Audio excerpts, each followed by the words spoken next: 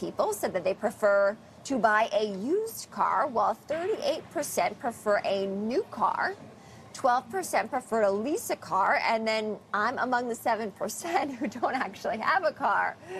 But as always, be sure to follow and connect with us on social media because we love hearing from you, especially in these polls. LinkedIn is where we often do most of these polls. So give us a follow, give me a follow on LinkedIn. We put a lot of stretching your dollar content out there on a regular basis, and we want you to engage.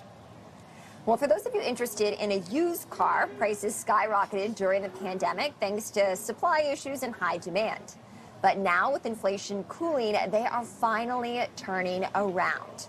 In July, prices for secondhand cars fell for the 11th month in a row, according to the Manheim Used Vehicle Value Index. That's the longest stretch of price declines in a decade. That is definitely good news. Well, according to new inflation data out today, used car prices fell by 1.3% in July. So if you're thinking about taking advantage, Stretching Your Dollar is here to help guide you through the process of buying a used vehicle. And joining me now is automotive expert Lauren Fix, better known as the Car Coach. Lauren, what are the advantages to buying a used car? Oh, there are a lot of advantages. You let somebody else take the depreciation, which is probably one of the best things. You get a fully loaded car, someone else drove it off the lot. They lost about 5 to 10% depending on the vehicle as they drove off the lot. You then move in on a 2-year or a 3-year-old vehicle that maybe was leased, and you can get some great values. Okay, so I like that you quantified that they are easy $5,000 to $10,000 savings by buying used. What else should viewers keep in mind if they are thinking about purchasing a used vehicle? Well, the first thing you want to do is if you're buying the brand, for example, you're buying a Volkswagen, you go to a Volkswagen dealer, Toyota to a Toyota dealer, etc. The reason you want to do that is you're going to get that warranty that's transferable. And that's really important. If you buy it off a used car lot or from an individual off of eBay or any of those other places, and it's not a dealer of that brand, it's very difficult to get the warranty transferred. So that's always a major plus because a lot of things go with that. They'll also go through all the technical service bulletins, all the recalls, make sure that's all handled beforehand.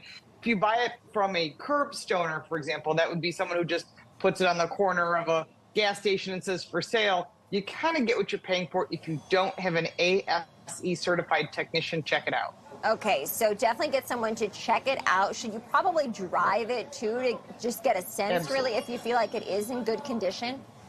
Right. First thing is you never want to just buy a car because it's the car your friend has or you like riding in it. You need to drive that. We're all built completely differently. We all have different interests when driving a vehicle. You have to feel safe. You have to feel confident. You have to seating position is the number one thing that people forget about because no matter how long you own that car, it's not going to get more comfortable. It might get less comfortable, but it certainly won't get more comfortable. And then, of course, all those safety features you cannot add on later. So you want the safest vehicle you can get. You also want something that your visibility is excellent. You can see out of it. You can touch the controls, function with those controls, and you like the feel of that vehicle. If you get in a vehicle and you buy it without test driving it, you kind of a buyer beware. But taking it, again, to an ASE certified technician, paying that anywhere between $150 and $400, put it up on a lift, check to see if it's flood damage, if there's any problems, and what I call a green, yellow, red checklist. Green, the car's great. Great buy. You shouldn't go buy it. You shouldn't miss it. Yellow, you might want to be aware it needs new tires or it needs brakes or it has a problem. And red, this thing's been in an accident, this thing's got problems, the mileage is off, whatever it might be. Those are important for you to know. And then don't make an offer until you get that report. Okay, very good to know. What about leasing a used car? Is that an option? Most places do not offer leasing a used car, and it's usually not to your financial benefit to do so. If it is available, it'll be available from that brand of dealer. Again, like Ford at a Ford dealer or GM at a GM dealer. Typically, they're 1 or 2 years old, but after that, there's no leasing options. It's a purchase option. And I'm just going through this with my daughter right now. If you're going to buy a used car, please don't go longer than 60 months. They are offering 72 and 84 months to make that extension so that the payments are smaller. But basically, you're putting yourself in a negative situation because that vehicle you'll end up paying more in finance charges than the vehicle's worth. And also, in the end, trading in that vehicle, you're going to be in a negative position and you'll be what we call upside down, which is never a good position to be in because you just keep rolling that forward and you can't get out from under it. Well, we all know interest rates are high, likely to probably stay high for a while, according to the inflation report earlier today. How should viewers think about financing a used car purchase? Well, there is a lot of interest or low interest rates available through the dealer themselves, whether it be a used car dealer or a new car dealer. So check with them first. Find out what the rates are.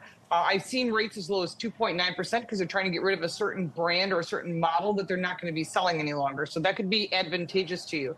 But also check with credit unions. They seem to have the best rates. They're really easy to work with. You just tell them you want to be a member and want to get a loan. They'll be more than happy to work out the numbers with you. If you're military, look at USAA. They have really good low rates. Okay, Lauren Fix, the car coach with the fix. Lauren, thank you. Thank you.